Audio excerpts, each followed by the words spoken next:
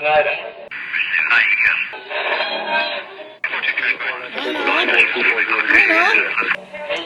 is that you? There, I think I got it.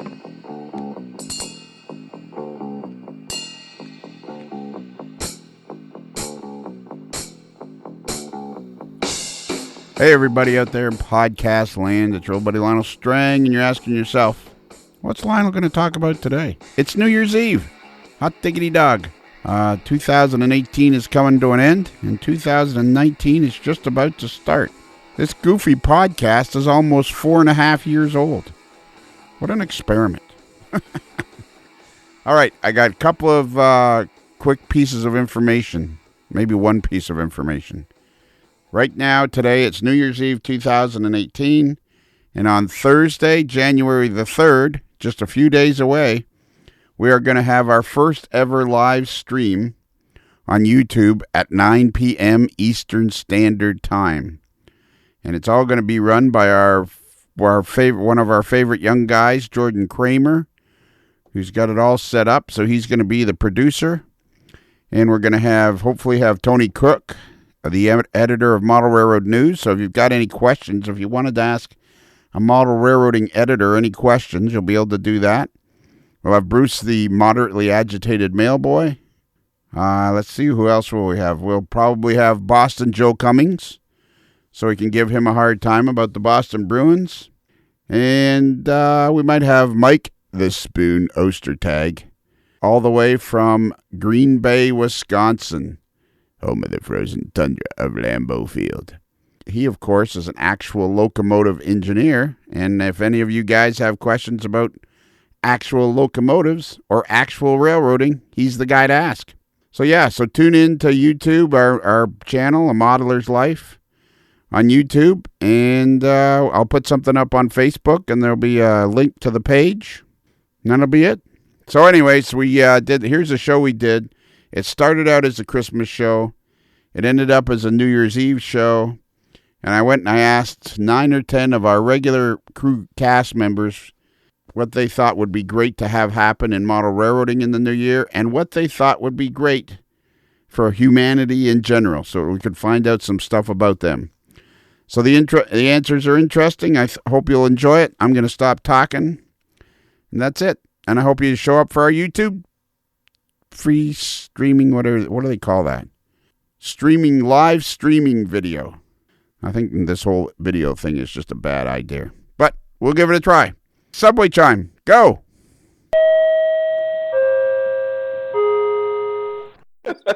Okay, so now I'm here with Kevin Hardpart Marks, Mike the Spoon Ostertag from Green Bay, Wisconsin. Spoon. Hi. From Green Bay, Wisconsin. It's New Year's Eve, and we've had a couple of wobbly pops, which is obviously evident at this point. So, okay, guys, we're going to introduce our annual New Year's Eve show. That we should start. I wonder if this is the first annual New Year's Eve show, maybe the first and last New Year's Eve show. All right, so this is our New Year's Eve show. I've gone around the studio. I've gone around the Stuart L. Sterling building. I went into production and I've gone all over. I've gone into the lunchroom. I've gone into the basketball court that we have. Some people were down there shooting hoops. I've gone into the guest room, and Joe Fugate was in there. I've gone all over the building, the Stuart L. Sterling building, to get Christmas or New Year's Eve and Christmas wishes from everybody. So we are now introducing this show. So I talked to you guys about it, and how do you felt it went? What do people have to look forward to? Let's put it that way over the next hour and a half. Well, all I can say, this is Kevin Hardpart Marks here. All I can say is the show is like putting eggnog intravenously directly into your veins.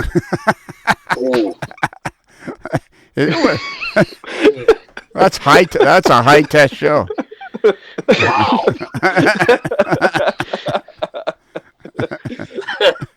I wonder where. I don't know how I feel about that. Yeah. I wonder where Kevin is right now listening to this show. He just heard himself say that. I wonder, Oh, man. where are you, Kevin, right now as you're listening to this? Where do you think you are listening to this? I ask myself that question every single day. But right now I'm at home. No, are you listening to this now at home? I am listening to it. I'm listening and recording it at the same time. Yeah, but you're also going to listen to it because you, like the rest of us on here, desperately want to hear what we sound like when it's all done and finished. I'm just here to listen to what you sound like, Lionel. Yeah, well, there you go. How do I sound? Like the what's his name? The Velvet Fog. Just smooth. Yeah, who was that? The Velvet Fog. Mel Torme. Mel Torme. Yeah, I beat you to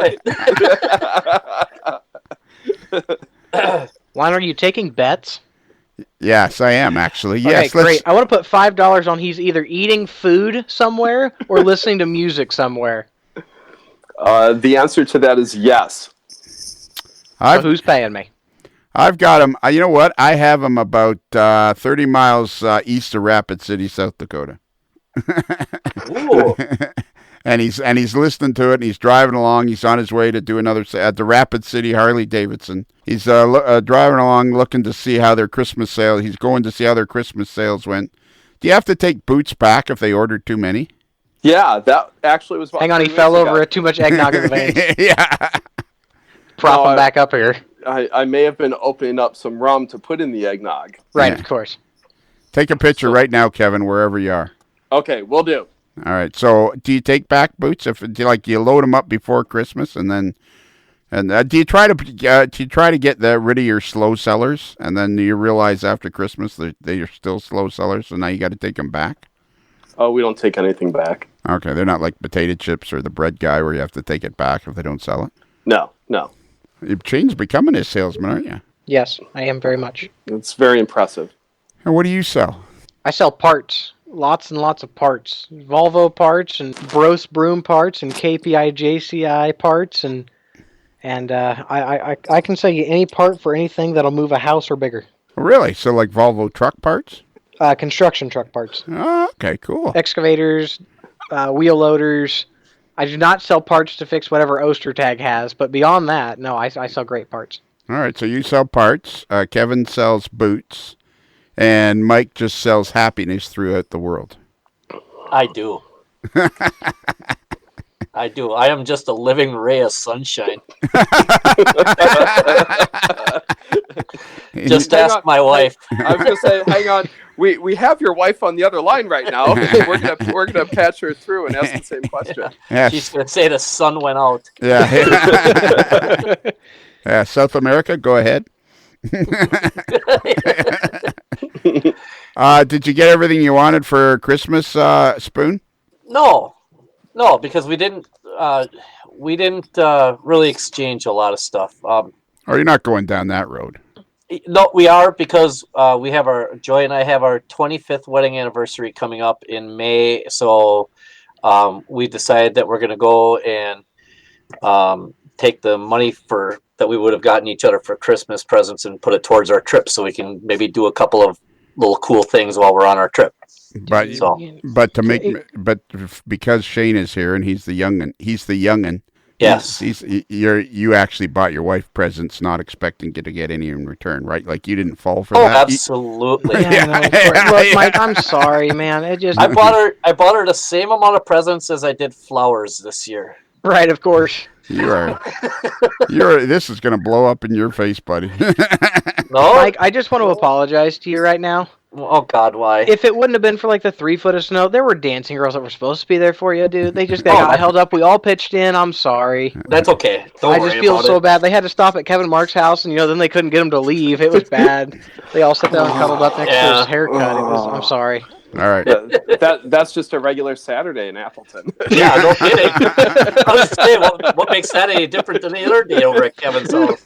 All right, we got Kevin Marks, Spoon Ostertag, and Shane the Young Gun. So, okay, of these people that are coming up here that we're going to be listening to, Bruce Kelly, Tom Jacobs, Joe Fugate, Kelly Zhang, Bruce Wilson, Tony Cook, Joe Cummings, Kevin Marks, Mike the Spoon Ostertag from Green Bay, Wisconsin. Spoon. Spoon. Home of the frozen. Spoon. There's an echo in here. I was on mute. And Shane Mason, who is your favorite there, Spoon? Who are you looking forward most to hear? Who are you looking forward to? We asked everybody this question. What would you change in model railroading in the upcoming year, 2019, and what would be the one thing you would do for humanity? So, Spoon, who are you looking forward to hearing from the most? Actually, I'm kind of looking forward to hearing what Kaylee's got to say. Oh, okay. There you go. Have you ever met her? No, I haven't. And she seems like a very charming young lady and extremely intelligent. Yes. And, it's just, she's not unlike Shane. I mean, I think that's more people like that in the hobby are going to be awesome because that's going to help put their, Exactly. Don't get me started on that subject. That's why this hobby is going to explode, is because everybody's being exposed to it. And and the other thing I would say is, you're right. She's an extremely charming young lady, and she's brilliant because she builds turbine engines by herself, and she's really smart. And why do you think that she would want to talk to you? Probably because of the last guy in the room, I would suppose. Kevin, who are you looking forward to hearing from the most of that list? I want to hear Joe Cummings. Yeah, cheeseball. Boston Joe. The great thing about people from Boston is they tell it like it is and they don't hold back. Yes, that's right. Boston Joe is a great addition to the AML family. Can I change my answer to Ted the Wonder Dog? No. Okay. That's gonna make Kaylee feel bad if you do that. I just want to hear what Ted's got to say. Too. Yeah, we need to get somebody doing Ted's voice. We need to get Ted the Wonder Dog on here. Okay, Shane, who are you looking forward to hearing from? It's got to be Tony. He's a really great guy, and it's not because he's my boss or anything like that. Well, like I said, I was in my mid to late 30s when I realized as an employer that brown nosing is okay. Sucking up is all right. You want to suck up to me as your boss, you go right ahead and knock yourself out. So I don't think you can go wrong with that piece of advice, Shane. You wear your hat any way you want. Just make sure you suck up to Tony. Right, of course. Yeah. All right, that's it. We're out of here. We've introduced this. So this is a whole podcast. Now, if it's a video, if we can see you, is that a podcast? No. All right. So more of a vlog, wouldn't it? That's a vlog. Yeah, it's a vlog. It's a video blog. Yeah, exactly. Kevin? I have a feeling that's going to be a topic of discussion at some point in 2019. Kevin, where do you fall on that one? Is a podcast just audio? I'm going to go old school and say yes. All right. All right, cool. All right, that's it. We're out of here. We're asking everybody some questions about model railroading and humanity, and we're out of here. Say goodbye. Say Happy New Year, everybody. Happy New Year, everybody. Okay, this is another segment in. I don't know who we've talked to so far, and I don't know who we will talk to afterwards. But this is a segment with 4 particular individuals for our Christmas show, because I came up with this great idea to ask people for a Christmas show. We're going to have a Christmas show where it'll just be everybody that's been on the podcast, that's a regular on the podcast. I'll try to remember somebody I missed, but I'll try to remember to get everybody on, and we'll just do a little. I got a great question, so we have Tony Cook, who is the editor of Model Railroad News, the creator of HO Collector Quarterly, the host of AML Products News, the host of the X2F Files, the creator of the HO Resource. Is that it? HOResource.com? That's correct. Wow. All right, Tony, you're going to go first in this segment. So if you could, for the new year, and in the Christmas spirit, do anything in model railroading to change the model railroading world, what would it be? Bring back Tycho. That's a good answer. And would you bring them back in the way they were, like they were the train set guys? Oh, absolutely. That's if I ever win the lottery, I'm buying all that tooling. I mean, the X2F coupler's making a comeback, as is brass section track. Was it Tycho that invented the X2F, or who invented the X2F? Or that was just an NMRA thing, wasn't it? Well, you're gonna find that out. That's one of the episodes of the X2F files. I knew that. But no, Tycho did not invent the X2F coupler. All right, and because all of our listeners, and we have listeners all over the world, our 5 main places that we have listeners are the United States of America. We have listeners in Canada. We have a big following in Australia. We have a big following in Great Britain. We have a big following in New Zealand, which is very cool. And then there's Sweden and France and all these places. So I bet you people would love to know, okay, so you've picked the thing that you'd like to see happen in the model railroad world. Aside from model railroading, if you could change one thing in the whole world, doesn't have to do with it model railroading, what would it be? If I could change one thing? Yeah, you had the power to change something. Or do well, something. that's easy. That's easy. Why isn't BJ and the Bear on DVD? I don't know. But See, it's not fair. So yeah, I think all 3 seasons of BJ and the Bear, and as a bonus, the Sheriff Lobo seasons as well on DVD and Blu-ray. And that, I think that would be my contribution for. So I win the lottery, I buy all the Tyco tooling, and then I get Universal to put out BJ and the Bear and Sheriff Lobo on DVD. That's what I'm going to do for humanity. Okay, and was that 2 separate shows? Yes, well, actually, BJ and the Bear is one show, 78 to 81, and then the spinoff, its first season is The Misadventures of Sheriff Lobo, and then for his second season, they moved to Atlanta, and it's simply titled Lobo. So, there you go. And did it only last 2 seasons? I'm afraid so. And so how old were you when BJ and the Bear were out? 78, I would have been 12. Okay, so that makes sense. What does that mean? You seem to have a very strong affection for BJ and the Bear, and I just, Well, I the open road, being a truck driver and everything, yeah, that would be my calling, if I could. And you'd have a monkey with you? Well, I wonder how that would really work out in reality, to have that monkey with you all the time. I'd imagine it pretty much wrecked the inside of the truck pretty quickly. Well, the trunk monkey works out pretty well. The trunk monkey. That's true. What is the trunk monkey? I forget. Google it. No, I know what it is. I'm not even going to attempt to describe it. That's what you do. That's why you're not a super fan, though, because that's what you do. You should describe stuff. All right. Oh, thanks for blowing me right out of the water. Because you love sushi. Mm-hmm. Well, all right. So, okay, Tony. Now, Tony, you had to leave. You were going to go, and I just wanted to. Do you want to wish Christmas wishes to everybody throughout the world and world peace? Season greetings to everyone. What are you hoping to get? What am I hoping to get for Christmas? Yeah, I asked you first. I'm not hoping to get anything for Christmas. What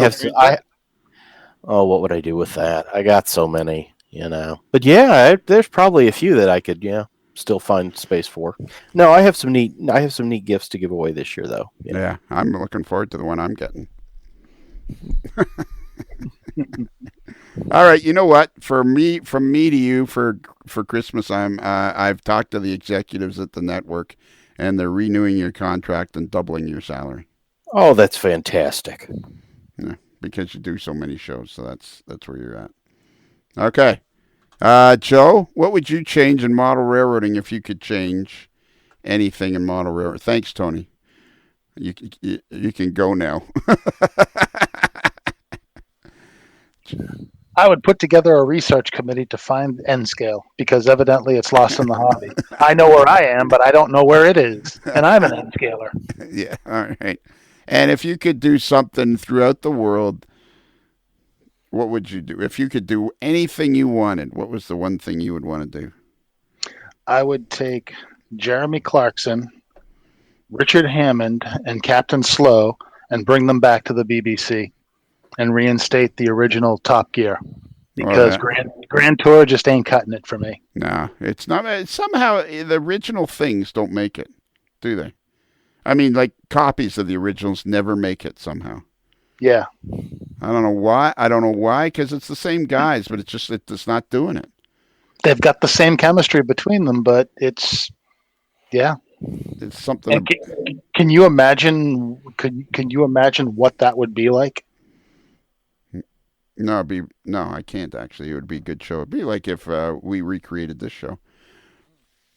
Man, if we did video, I have us on the road. Kaylee, what about you? What's the one thing in model railroading you'd like to change? I would like to change probably more awareness of the hobby, like more mainstream awareness. All right. I would like to do that too. But I wonder, do you think that's going to happen anyways because of social media? It's coming. I think it's making a big dent, but we still have a lot of work to do. I think the big thing we could do is try to make railroading in general more mainstream and not as to be seen as a burden or a cause of time delay, but railroading in general in a more positive light. What is the magic of railroading, though? Because those who like it can't get enough of it.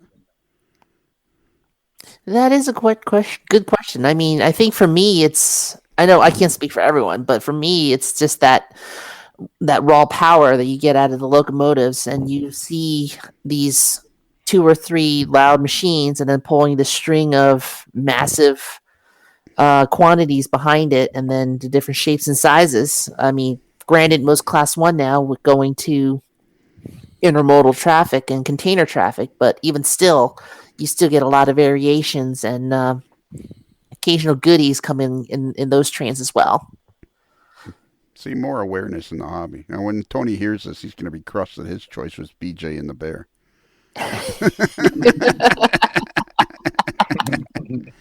Well, it is. There's something magical about railroading. One of my favorite places to go. One of my easiest places, not a favorite.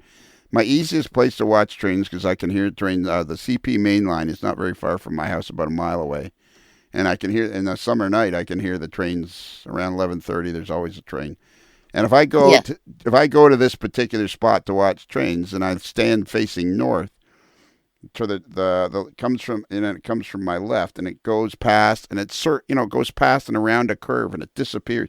Somehow the 2 ribbons of rail going around the curve and with those gigantic machines on them. Somehow it's just romantic, and I don't know what it is, but whatever it is that gets into people's blood. It's the lure of the unknown. Yeah, it's the lure of the unknown. It's the gigantic machines. It's and the railroads that have them colorful, like KCS and all that. It makes it just that much more interesting again.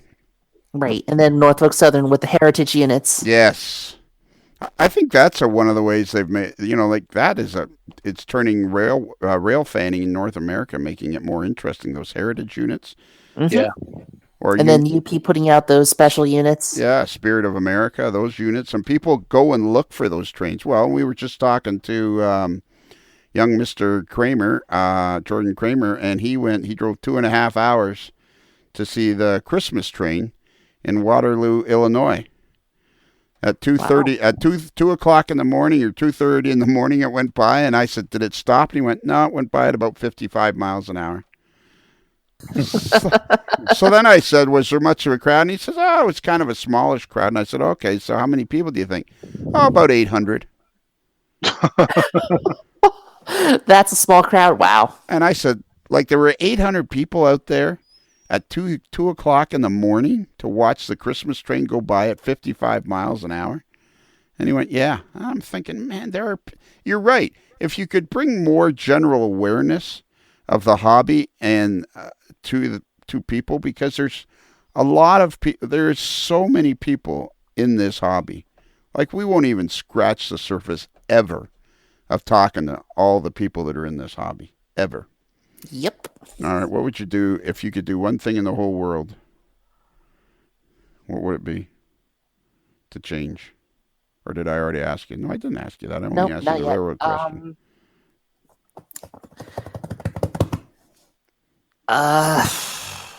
You'd do a drum roll. Patience. Patience? That's a good one. Patience. Yeah, I think that's a lost art. Mhm. Patience. Wh- Could you We hurry up while you're explaining it to me? I rest my case. But yeah, No, I think we're living in such a technological world where we're constantly on the go, and we forget sometimes, just to stop and smell the roses, so to speak, and enjoy the moment, and not necessarily spend all this time focusing on what's going to happen tomorrow, what's going to happen next year, and so on and so forth. But enjoy where we are right now. yes, exactly. Let me read you a quote from a friend of mine that he just came up with out of the clear blue sky while he was laying in bed trying to wake up the other day. It's a great. It was great. It was fabulous. Good guy too. So does this make any sense?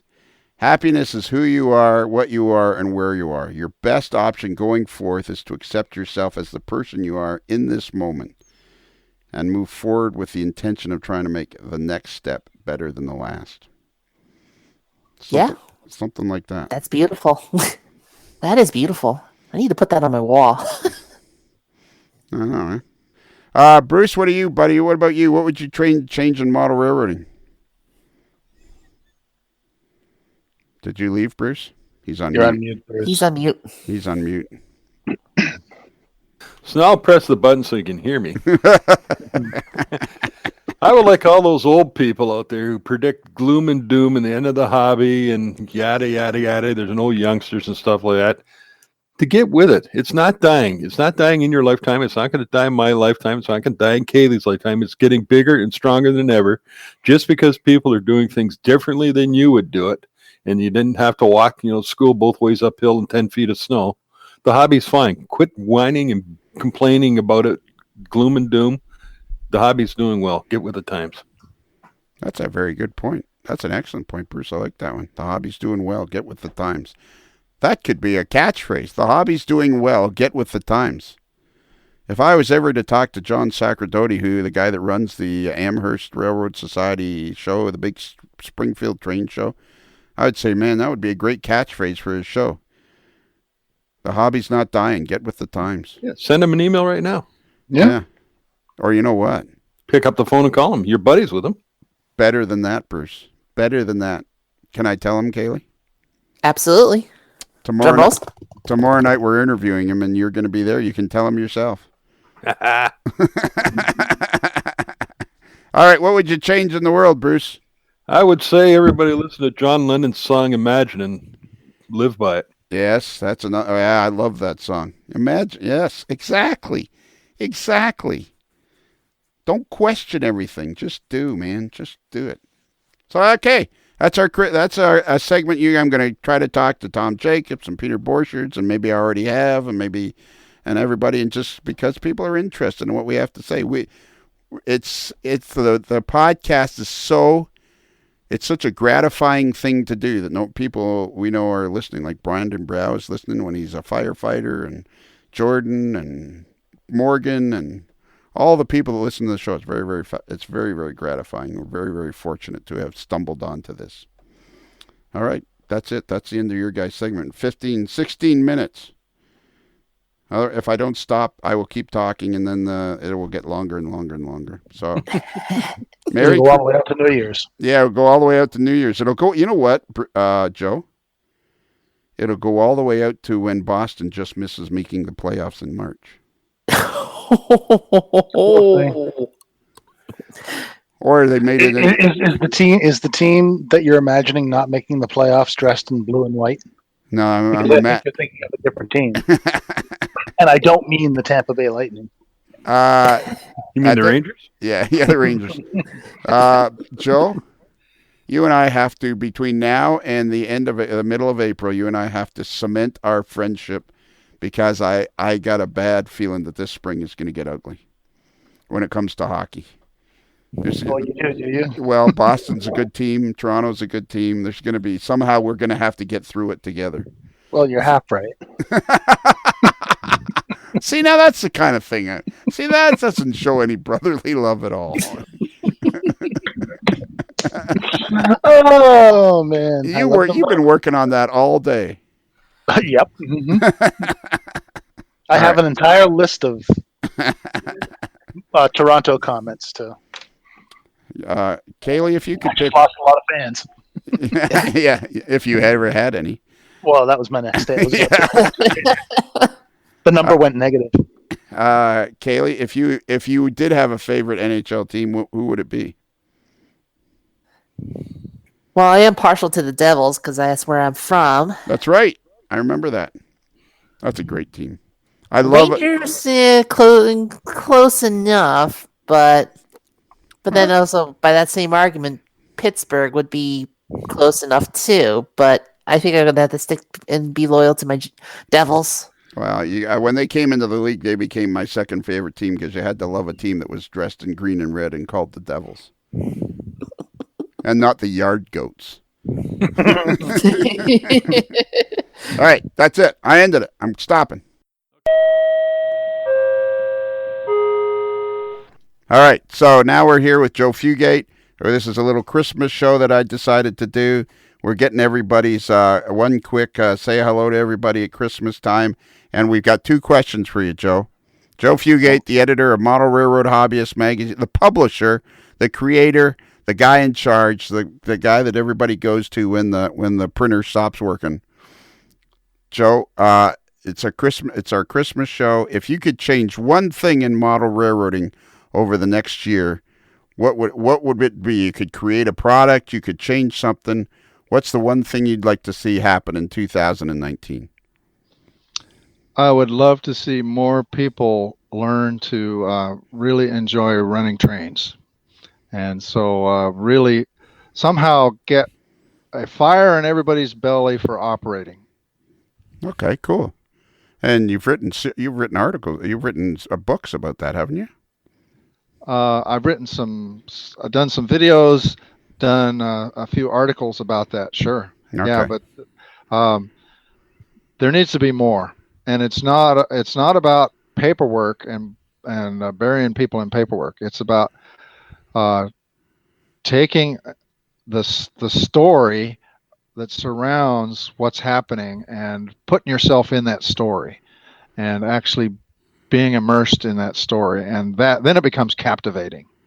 And so that's what I'd like to see more of. Wow, don't get me started on that subject. It is not model railroad operation is not about burying people in paperwork. Amen to that, brother. Oh my God, there's another whole podcast we can do. Yeah, I think unfortunately, I mean the OPSIG, gotta love them. And the number one thing for me in the hobby is operations. But they love minutia, and there is a side of the hobby that people really get off on that. But most people, the way you're going to reach the masses, I think, is to not bury them in the minutia. You need to somehow make the experience itself so engaging they can't resist. That is, and so yeah. And a group of guys who did that was the Operations Roadshow. Yes. And it's more about the story. It's more about experiencing operations in a non-threatening way. And the Operations Roadshow did that really, really well. It lets you explore timetable and train order on this really great modular layout in a very non-threatening way. And people were signing up in droves, standing in line to be able to run trains on this thing. So yes, that's the way to do it. That's right. And the last question we have for you, episode 112, is where your state of the hobby for 2018 was. And you told us a great story about finding your birth mother. And so the last thing we're doing for Christmas, because everybody wants to know about the people as well, is what's the one thing in the world you'd like to change, period? In the whole wide world? The whole wide world, aside from you and I becoming best buddies, road buddies. What's the one thing if you could do something for mankind, or it can be anything. It can be anything from loving BJ and the bear to just improving man. What is it you would like to do? It's a bit sappy, but given that it's what's on my mind right now, that is love your family and just appreciate every moment you spend with them. And I'm finding new family I didn't know I had, and the one big regret I have in finding my bio family is all the years I've missed. That if I could have found them sooner, look at all of the times we could have got to know each other and enjoyed each other. So yeah, appreciate the family you got and just love them to death. Well, you found him now, so better late than never. Yep. I love you, Joe. Thanks. Well, I love you too, Lionel. You're great. Okay, Chris, you're next. Are you ready? I am. It's Chris Atkins, our very own Chris Atkins, the star of the Atkins diet. We haven't done one of those for a while. Not in a long time. And there's lots of stuff to talk about. We haven't done one since prior to the Kansas City convention. We haven't done one probably since the spring. Yeah. You're well, and you were like 10 months ago, I bet. Yeah, so we got to 9 do months ago. You know what? In 2019, we got to make that a priority. Okay. All right. We might have already done it. Maybe we did it between the week between Christmas and New Year's. I think we were all set to do one, and then things kind of got derailed after Kansas City. So Yes, they did. All right. So, Chris, the reason I've brought you into the studio, as you can see, people are coming and going here on New Year's Eve.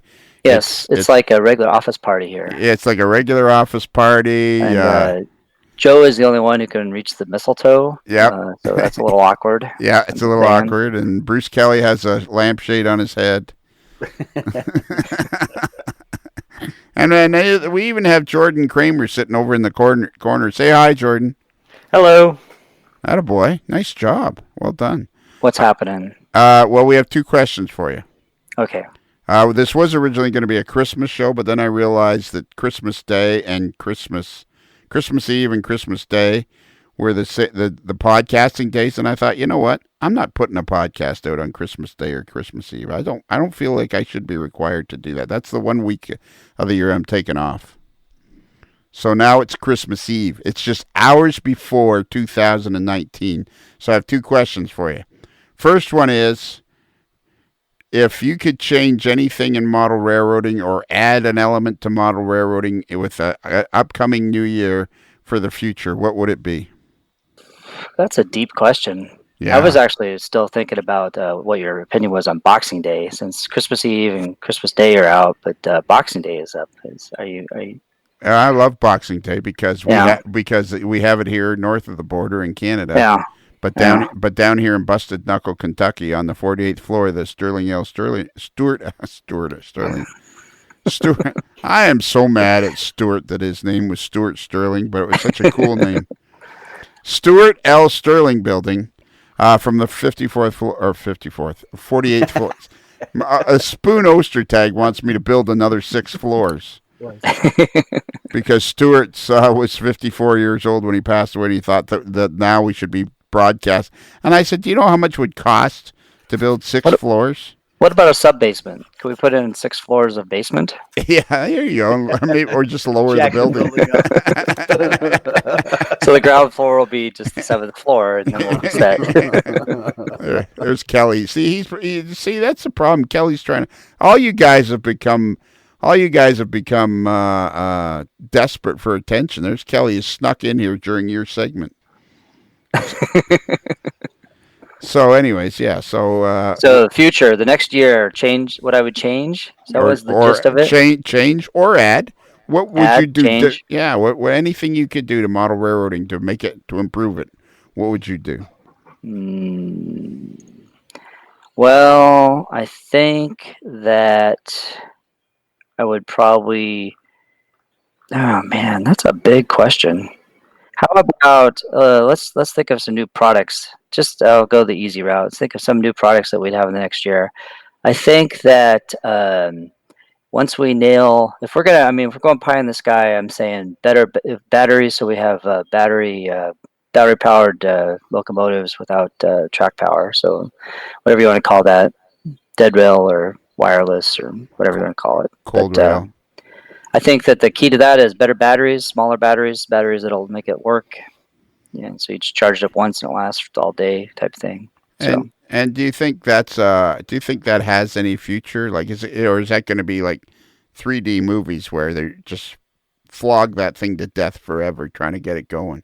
Because I see the problem with that is you're going to be constantly charging locomotives, and I'm like, that would get old for me in a hurry. I think that the key, like I said, is really good batteries that will last a long time. Okay. So that'll change the world in lots of ways, but it will affect model railroading. Yes, and what about though with the new decoders that have Keep Alive in it? Like, is it really that awful to operate DCC with the power coming from the track? It's the one thing you gain by having a dead rail is you don't have to do any wiring. Well, so for people that's the big headache, then that's a big save. It really saves a lot of work and heartaches. I don't mind the wiring. So I don't know. Sometimes I wonder why the DCC doesn't work a little better than it does. It all comes down to dirty track and. See, but that's why you're our computer and electronics guys. You came up with that analogy. Nobody would have to wire anything because it would all be right in the locomotive. Yeah, that's beautiful.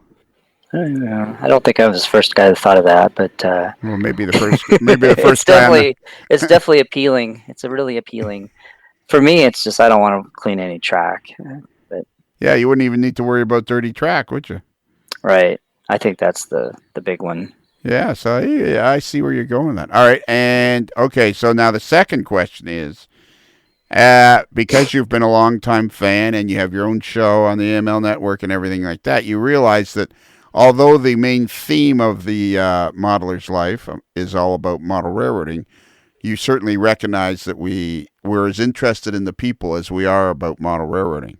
So what is the one thing going forward in 2019, what if you could change one thing about humanity, what would it be? Or improve? We'd all model the same scale, then we wouldn't have any fights. Even people that aren't in the hobby? Yes. There'd only be one scale. There'd only be one hobby.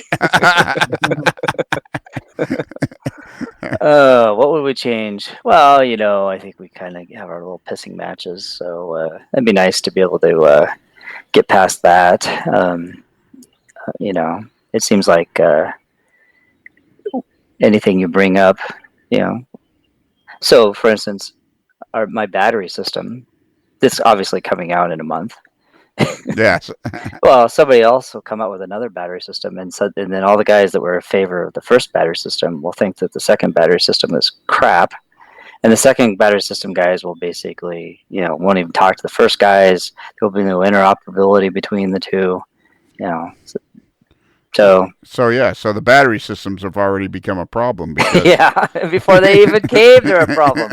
I think it's inevitable.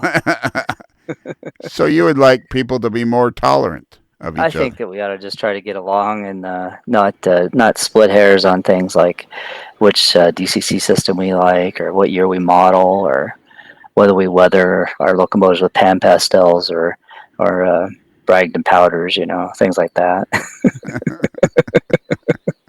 What do you think of that, Kramer? That was a pretty good answer. Kramer, put the bottle down. He's not saying it. He's not saying anything. That's perfect. All right, that's it. See, that wasn't so bad. No, that was great. Yeah, and we've given people even bigger insight into your bubbly personality. Almost worth putting my pants on for. Yeah, almost. Say goodbye, Chris. Goodbye, Chris.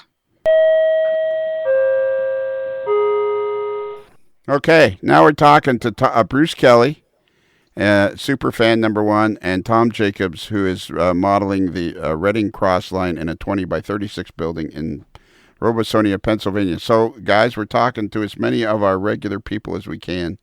And Bruce, we'll start with... No, we better start with Tom, I think, on this one.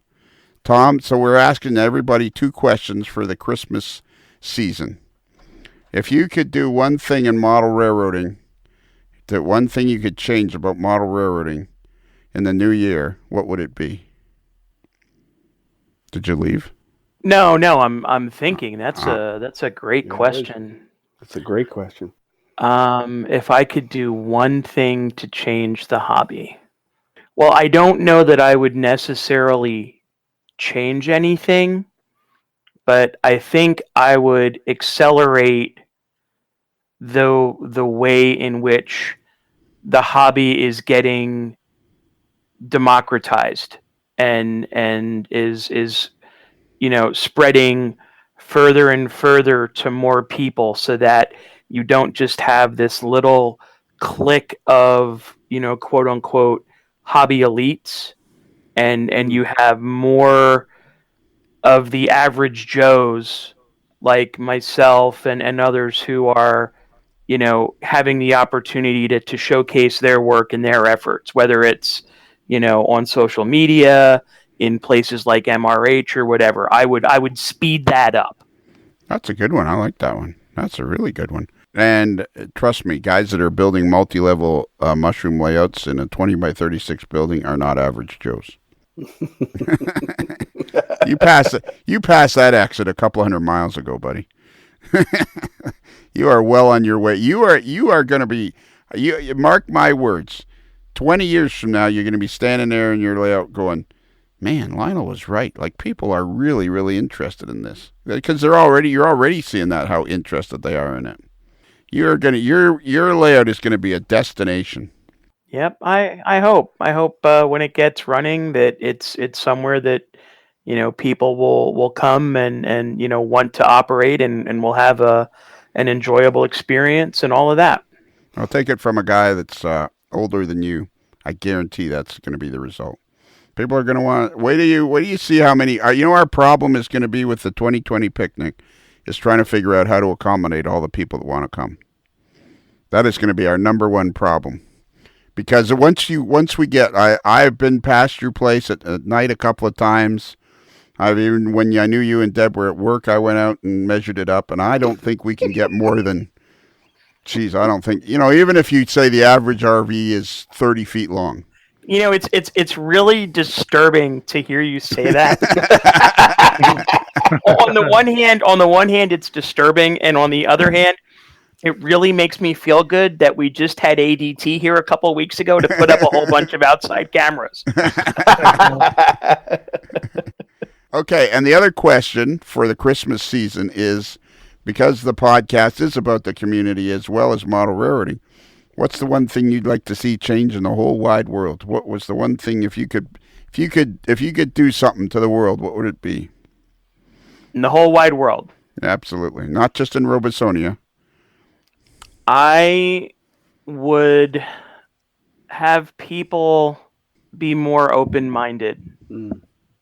Yes. And more willing to listen, and more willing to consider and reasonably discuss opposing points of view. Yeah, that's a good one. I like that one. That's a long ways from BJ and the Bear, but that is excellent. You'll understand that reference when you hear the show. Okay, Bruce Kelly, super fan number one. You've had fair warning. Oh yeah, so I have to be prepared because I got the lucky choice of not hearing the questions and having time to think. So, he's right, perhaps. And I like the second question. I agree wholeheartedly. Well, we haven't asked you any. We haven't asked you either. We haven't asked you either of the questions. Jumping yet. ahead. I'm sorry. Yeah, you are. You're jumping ahead. Are you going to be gone for another 6 weeks? No, I'm back. I'm back. I'm in the house. Oh man.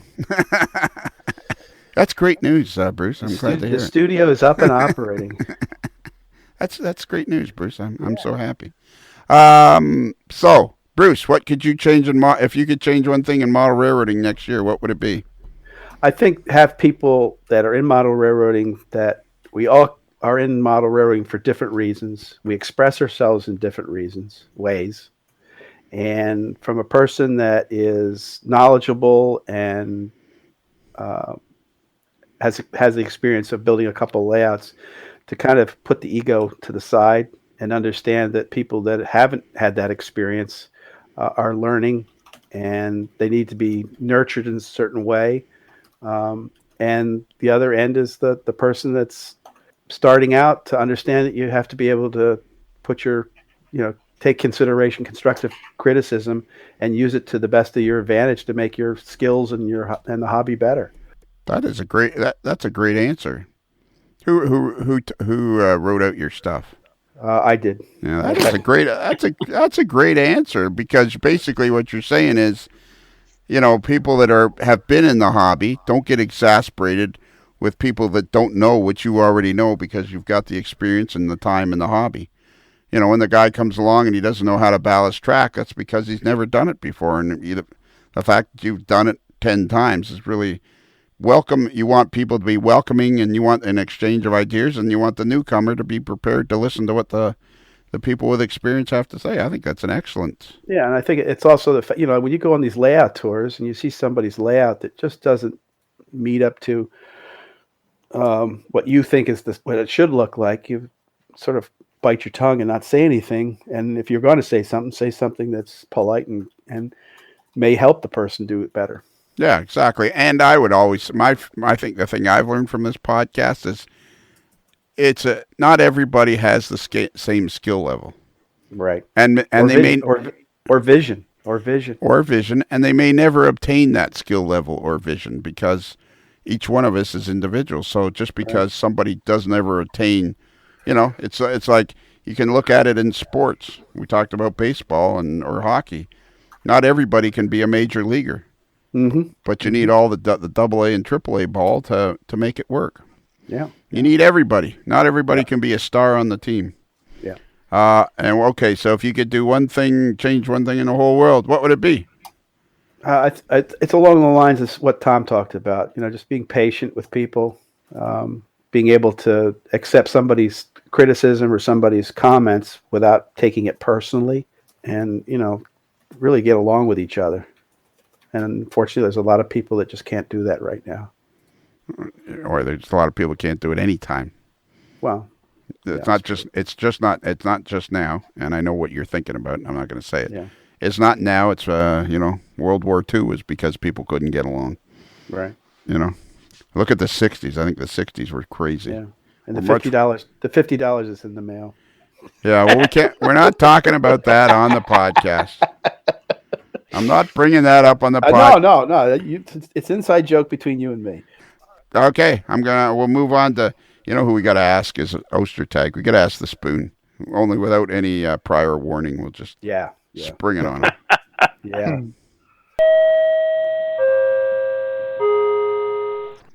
Kevin Marks, you're up next. You always like to be next. Well, that's kind of part of the plan, isn't it? Exactly. Kevin is always next. Not next week, but next now. Yeah, next now. Hard part. Yes, sir. Hard part. So what we're doing here, buddy, is I've decided it was originally starting out as a Christmas show, giving everybody, giving everybody Christmas wishes. Uh-huh. But then Christmas, the regular podcast schedule falls like right on Christmas Eve and Christmas Day. Right. So I just took that week off. As you should. Yeah. So now it's New Year's Eve, which fits. Oh, that's a tough night for hard part. Yeah. Exactly. I can't believe you're still in. Anytime before 7 p.m. In bed by 8, home by 11. So what I've done is I've been going around to all our AML regulars, trying to get as many as I could. And here's the question that I've been asking. I've been asking everybody the same 2 questions. Okay. So now it's your turn. With 2019 almost upon us, just hours away, what would you change in model railroading if you could change just one thing going forward? Wow, if I could just change one thing, that is like the $1 million question right there. Yeah, and not necessarily change, maybe add to the hobby, not necessarily change. What's the one thing that you'd like to see happen in model railroading? Maybe that would be a better way to put it. Well, I know we talked about this on the podcast before, but the thing that I'd love to see change the most is we all do our hobby in secret almost. It's like this secret organization where we're almost embarrassed to say, hey, I'm into model railroading, where I would love to be able to change that stigma and uh, make it be a lot more positive, because the thing that I love most about model railroading is that it's a hobby that encompasses all the other hobbies. It's just not trains. You're a carpenter, you're an electrician, you're an artist, you're a mechanic. All of those components go into the hobby, and those should be celebrated. Yeah, that's somebody else said that too, and that's a great thing to say, because that's exactly what we want, is for the hobby to be more exposure. But I think that's going to come with the advent of social media and the internet. You may have never heard me say this, but I think the hobby's going to explode, and we're all going to be covered with model railroad goo. Yeah, we may have heard that a few times, and I think every day more people are exposed to it, and that can only be a good thing. Exactly. Okay, and then the other question, the second part of this question, as New Year's gets even closer, we're even closer to New Year's now. Mm-hmm. You know how this podcast is a modeler's life. It's as much about model railroading as it is about the people. So, what is the one thing you'd like to see change or add to humanity in general? In general, or from a model railroading perspective? No, you've had your model railroading chance. You want more Right. exposure for the hobby. So now, just as a person, just as Kevin Marks, the guy out there driving through South Dakota selling Harley Davidson boots, or whatever it is you're out doing, or the guy that's making Appleton the happening capital of the world. Mm-hmm. What is it you'd like to see different in humanity? Like, people like to know these things other than just your model railroad thoughts. What would you like to see different in humanity?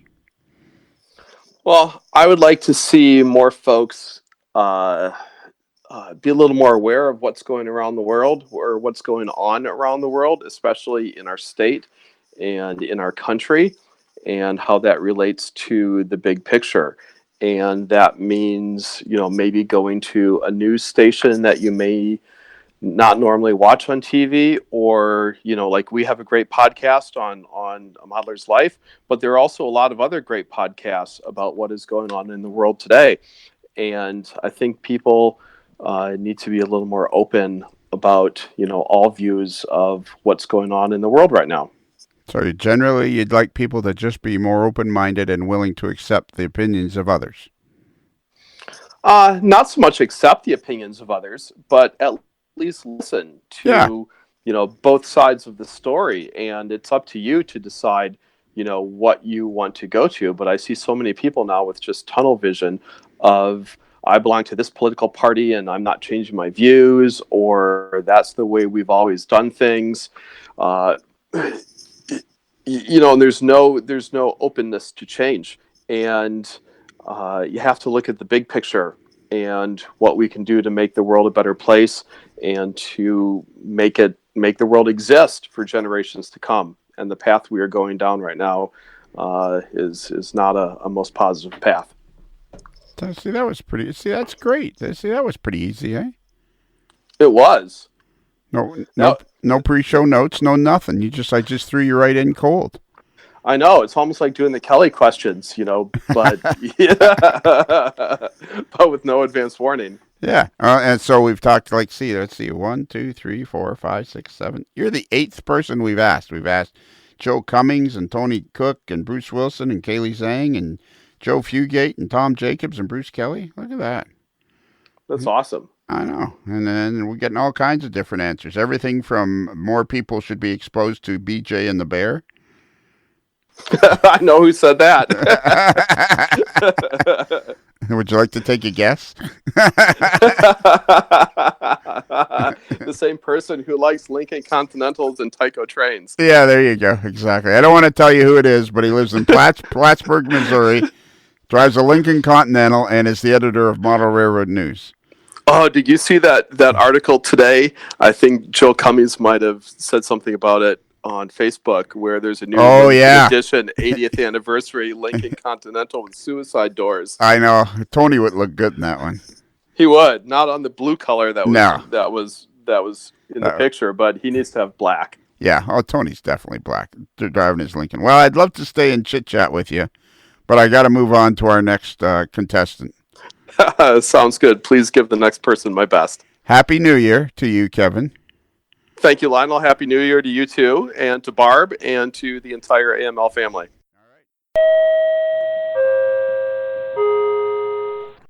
All right, Kevin, that was beautiful what you did there a couple of minutes ago. But since then, now two other guys have wandered into the studio, so maybe you can help me explain it to them what we're doing. Absolutely, whatever you need, bud. All right, so now Shane, the young gun mason, has come into the studio because it's New Year's Eve, and we're all shaking hands, and just before we leave for our individual parties. Nobody's invited me to theirs yet, but okay, there's still time. And also that wandered into the studio is Mike, the Spoon Ostertag from Green Bay, Wisconsin, home of the frozen tundra of Lambeau Field. Spoon. Spoon. Spoon. So the reason I've called you two into the studio, or I've been asking people to come into the studio for a couple of minutes, is because we know how everybody likes that we talk about model railroading, and that's basically what the channel is about, the podcast about. Did you guys know there's other podcasts? I just found out about a week and a half ago there's other podcasts. Whoa, hang on. I've been on here for like 3.5 years. I thought this was like the Slot Car podcast. Yeah. Oh, dude, I'm sorry. I'm sorry, everybody. All those Shane shows for I'm sorry. I'm just gonna show myself out. Yeah, exactly. And how did we meet again? I forget. Oh yeah. You stole one of my buddy's photos, and then you called me some explicit names. No, I accidentally thought your name was Richard. Yes, no, of course, multiple times. All right, in a row. Okay, so what we're doing here is, Shane will ask you for. No, you know what? We'll ask Mike first because he's the older and wiser one, don't you think, Kevin? Yeah. Older, maybe. Wiser. Well, yeah. Start. Go ahead. So this was going to be a Christmas show, but then I realized the podcast schedule falls on Christmas Day and Christmas Eve, or Christmas Eve and Christmas Day. It's the same thing backwards. And I thought, you know what? I'm not doing a podcast on those 2 days. I'm taking those 2 days off. So now it's December 31st. It's our regular podcast time, and it's New Year's Eve, and it's just as 2019 is just mere hours away. Mike, I'm going to ask you two questions. First off, what would you like to see if you could do one thing in model railroading? If there was one change you could make or one addition you could make to the world of model railroading, what would it be? I think the biggest addition or change would be I'd like to see things become a little clearer as far as scope of direction for people and for everybody to kind of stop bickering about all of this. This has got to be this way because it's not perfect, and this has got to be this way because it's perfect, et cetera, et cetera. I'd like to see people become a lot more accepting of like minimalists and the less is more theory. If that makes any sense? Yes, it does. You would like everybody to be more tolerant of each other. If the rivet counters can be the rivet counters, but if a guy enjoys modeling without being a rivet counter, he should have as much respect. And to be honest with you, I'm probably as big a hypocrite saying that as anybody else, because that's like the biggest thing I need to learn how to do. And I've been working really hard at doing it, and sometimes it gets to be a little bit of a struggle. But that for me, that would be the biggest thing that I would like to see changed. Actually, not so much the kumbaya kind of stuff, but just there needs to be a little bit more acceptance and a lot less finger pointing. I guess would be a good way of saying it. All right. So. Okay, and the second question is, Everybody here, the modeler's life. A modeler's life is about the hobby, number one, but it's also, I would say, almost as equally important, all the people in the hobby and their opinions and thoughts about lots of different things, not just modeling or model railroading, doing that stuff. What would you, if you could change one thing in humanity going forward from this point, as we're even closer now to 2019, if you could change one thing in humanity, and it can be anything from BJ and the Bear, reruns come back, and we won't tell you who said that. Oh, good Lord.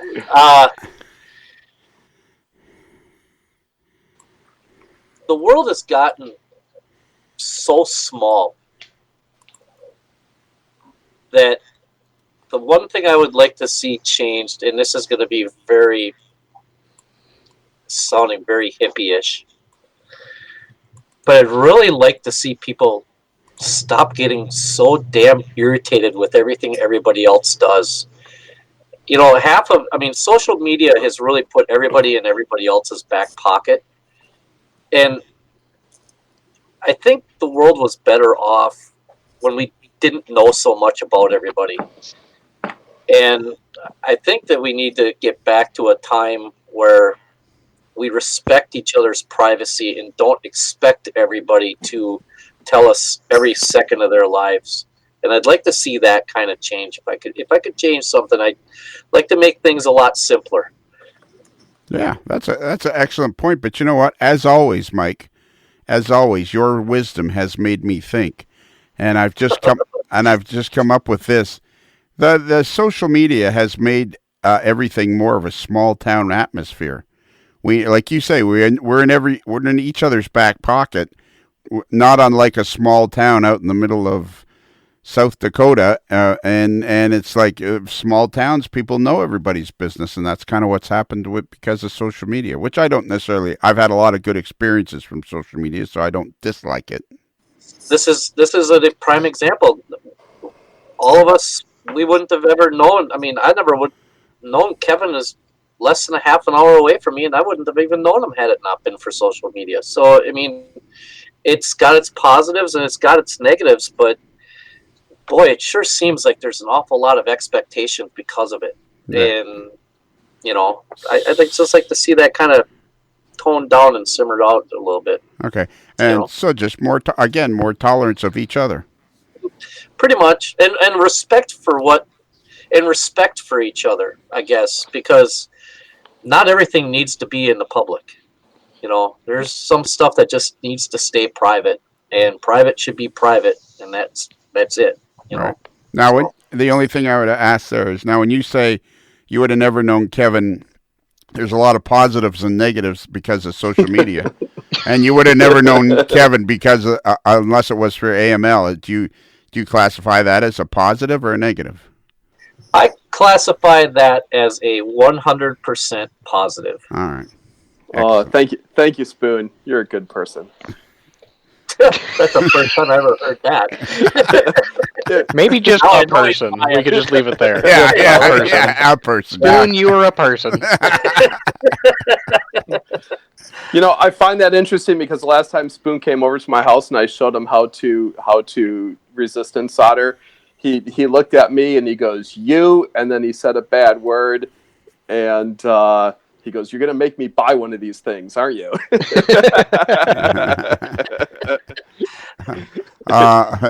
You said, like you said, Shane, you're a person. I have the guy that's worked for me for almost 3 decades. Imagine working for me for 3 decades. You guys complain, but imagine working for me for 3 decades. I feel like that's a little bit different. He gets paid to put up with you. Yeah. We don't get paid here. Hey, I gave you a free T-shirt. Okay. My bad. We get paid in T-shirts. Yeah. Once a year. And poker chips. And poker chips. And stickers. Stickers. You know what? I lied. This deal really isn't that bad. Yeah. Anyways, he always says, "Have a day." You know what? It's funny you said that. I say that all the time, and somebody looked at me the other day, and I said, "I just don't like telling people what to do. I'm not going to tell them to have a nice day. What if you want to have a crappy day?" Have a day. It's kind of like have a day and let karma sort that out. Yeah, exactly. All right, you two older statesmen of the AML network. Now we're going to Kevin, one of your favorite people in the whole world, and somebody you'd love to offer guidance to, as in things of hat wearing and particular haircuts and such. Shane, Especially along the headline and chin line, but whatever. Yeah. That's just what you need. Advice from an old guy. Well, it's not so much advice. It's more like, guidelines or, things you may want to consider. Be nice to everybody, Kevin says, but wear your hat. But wear your hat the way I tell you. No, just Put your damn hat around, you freak. no, just not at dinner time at a restaurant. How you want to wear your hat at home or wherever. That's fine. But while you're out with your significant other, at a restaurant, take the hat off. Hey, don't get me started. Don't get me started. My son and I, we go to a lot of sporting events, and if there's one thing that drives me nuts as an old guy that was raised by World War II Army military guys, is people that are using their phone during the national anthem. Oh, it's the national anthem. Were you not taught to stand still during the national anthem? You should be legally allowed to strike those people. Yeah. Yes. It's the national anthem. The only thing you have to do is stand still during the national anthem. I don't want to see you videotaping the crowd or talking to your friend. I'm going to get arrested, let's face it. Again. All right, Shane. If there's one thing in model railroading, how old are you now? You're going to be 22 soon. In February, yes. Yeah, exactly. Perhapsly, indubitably. If there was one thing you could change about the model railroading world as we go forward, what would it be? I wish if there's one thing I could change, I wish the standards would come back more defined. I know that's something that even Steve Priest said that the NMRA has stepped away from for a long time. Said that they just got so far away from the standards, and the guy who was supposed to be doing the there's just a lot of gray area, and I hit that especially with decoder stuff, because nobody's decoder really acts like anybody else's anymore, and you can kind of get it close, but I don't know. I think it's tough for a lot of people coming into the hobby because they don't have as many options anymore. They're having to pick if they want to be all ESU or all WoW sound or all soundtracks from the decoder perspective, let alone manufacturers. I just think we've drifted so far off of making things work together and work well for especially new people coming into the hobby that may not know as much as the four of us combined, let alone apart. But that'd be the one thing I'd like to see, not necessarily a reintroduction of the standards, but maybe a refreshing, retouching of them.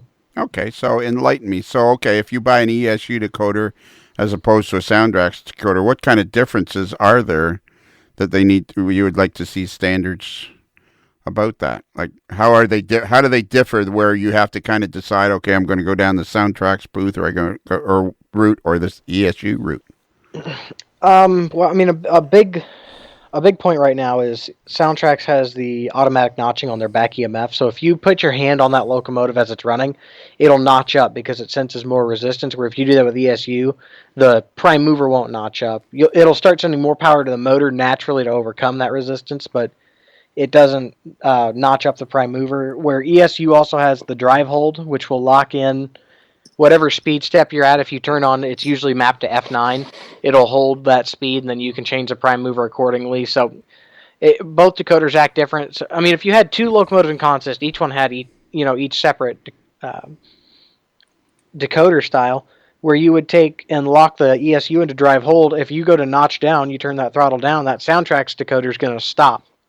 It doesn't have that drive hold feature, and they've got a run 8 and a coast feature, and so does ESU, but that drive hold feature, the auto notching feature, where it senses against load resistance, there's just it just creates a big gap especially when you go to actually run those trains where everything doesn't sound like it's consistent. It sounds like two guys are fighting each other in two different locomotives. Right, and that's because of the different company. Okay, that makes a lot of sense. See, you look at you guys learned something tonight. Go ahead. Oh, I was going to say, yeah, wow, holy cow. Shane just came up with that off the top of his head. That's impressive. Yeah, and all you can do is tell him which way he should wear his hat. Yeah, I will publicly say that I'm clearly out of my league when I'm in the room with Shane. Yeah, I think we all are. I take apologies in the form of cash donation, pizza cards for Stone Canyon. Take your pick. We're all out of his league. We just don't know what league he's playing in. We haven't identified the sport yet. Okay, Shane, 22, soon going to be 22, and just a mere weeks from now, you're going to be 22. It's only a few hours until 2019. What, as a blossoming 22-year-old, as a blossoming adult on the what would you like to see in the horizon of humanity as you go forward in your life? I've thought about this long and hard, and it's something I've put a lot of thought into, and I've discussed this with family and friends, and we've had heated discussions and fantastic debates, and I've made a lot of friends and a lot of enemies talking about this, and this is just something I really truly it's something I back, and I'm just not one of those guys to be fake to people. I'm not going to tell you what you want to hear. It's just something I really believe in. Damn it, if we could use a turn signal in 2019, I will be absolutely blown away. I feel like humanity will everything will flow so much better. Politics will float away. If we could just figure out where the hell we're going to start with, get there, and then sort out everything else, it's going to be fantastic. Okay, well, the reason I didn't signal when I was changing lanes in front of you is because if you could push that long skinny pedal on the right, because I'll be so far ahead of you by the time I'm changing lanes, it really doesn't matter.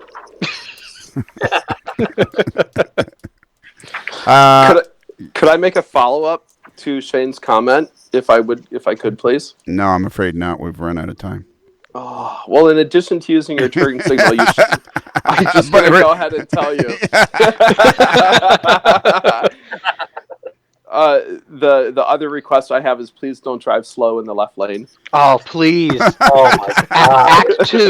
Act 2. Maybe that's a 2020 thing.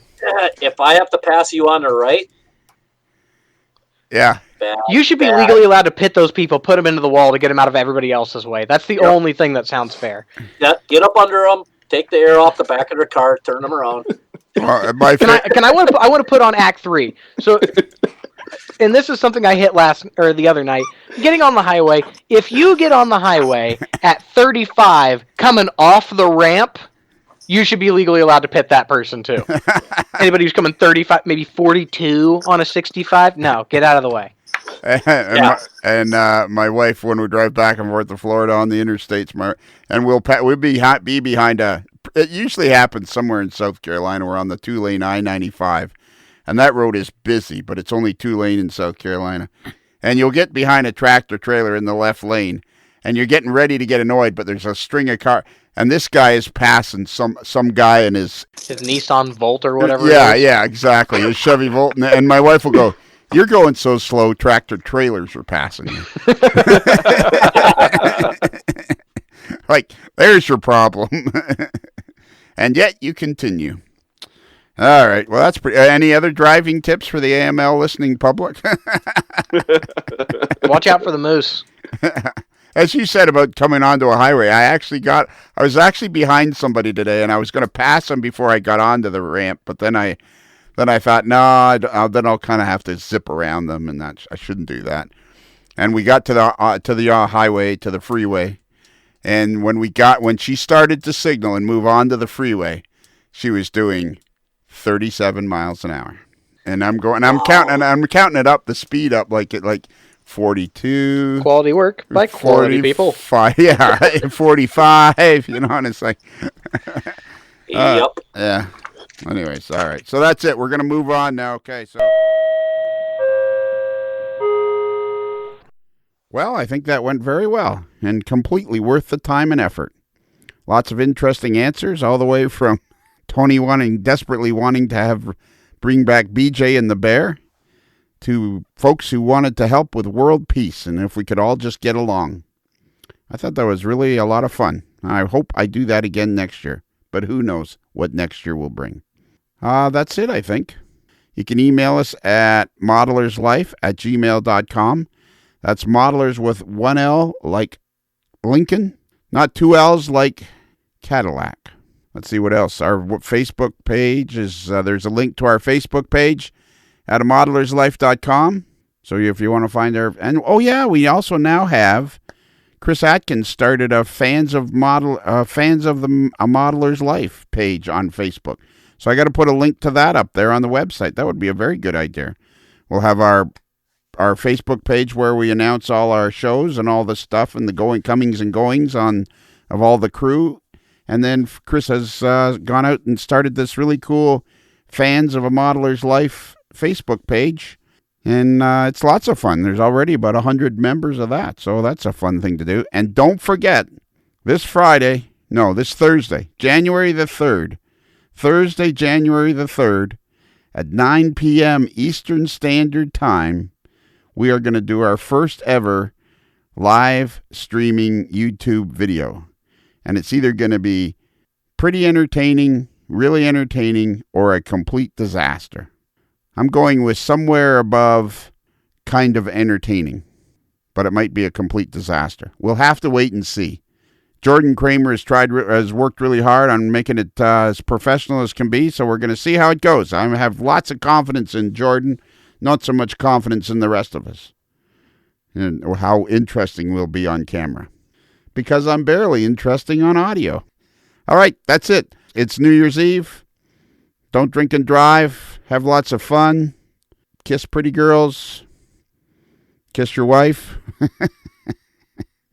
That's it. I'm out of here. I've picked the closing song. I've picked especially for our pal, Gordy Robinson, who lives in the Firth of Fife, the Fife of Firth, of someplace in the moors of Scotland, in a castle behind a moat, and he walks around in full armor most of the time. And remember, a modeler's life is considered to be marginally adequate by 6 out of 10 crane operators.